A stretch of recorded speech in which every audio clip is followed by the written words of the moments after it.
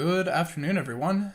This is Henry, and as we get into tonight's video newsletter, the focal point for most traders is going to be this right here. So tomorrow morning, 1 hour before the cash session opens, we will get the non-farm payroll data, and that very well could be the next market moving event that we have to look to. So knowing that this, potentially binary event kind of thing is looming out there, we come back to our charts in a spot where I believe we are at a very difficult decision, because there is part of me that says above the 21 EMA in a pattern where higher highs and higher lows continue to be the main mode of operation, I want to continue to err in favor of being bullish. At the same time, as you get further and further away from that 21 EMA, you will eventually correct to it. So, was today's afternoon selling part of what's going to bring that tomorrow? It is truly just a big question mark. We're just going to have to see how that hits the wire, how the market interprets it, and then use that information going forward. I have, 3, maybe 4 charts I want to elaborate on here. And if we use this in the Qs, it's saying, sure, you could come all the way back to that mean price. But if we're going to use this swing high and this swing low, I think you have a very important 1618 extension that is sitting up here at 553. So I don't know when, and I don't know in what pattern, but I am using that as a target. It may take into next year, but I think that is going to be generally beneficial for the Qs. If we take that and then come over to the SPX, this is a spot that it wouldn't take much, I think, to see lower prices tomorrow. In such a strong market, it's not uncommon to have a down day, and I think we have to allow for that, and something that I think could bring you to 60.50 pretty easy, right? So we closed cash at 75, a little bit of weakness to start off Friday. 50 would be the next important strike to watch.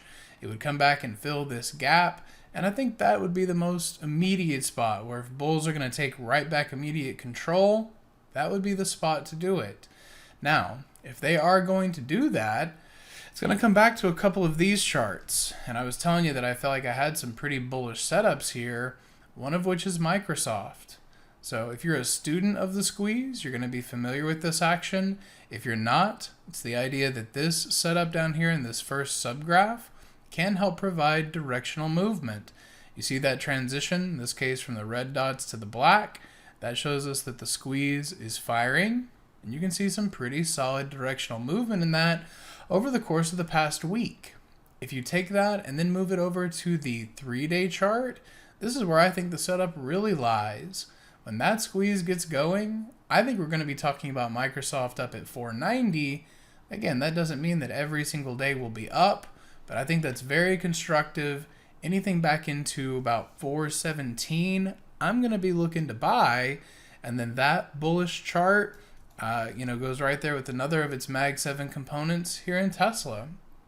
So Tesla had been seeing sellers at 360, and this was just very clear to anyone watching it that that horizontal was the spot that it was being sold. Today, we have finally pushed up above that. So in a perfect world, we would have closed closer to the best prices of the day. And then Friday, I think, is easier to get to 382. But this should be setting the wheels in motion for a price target around 400. Again, if not by the end of the year, at the first little bit of 2025, I think that's where we will find Tesla.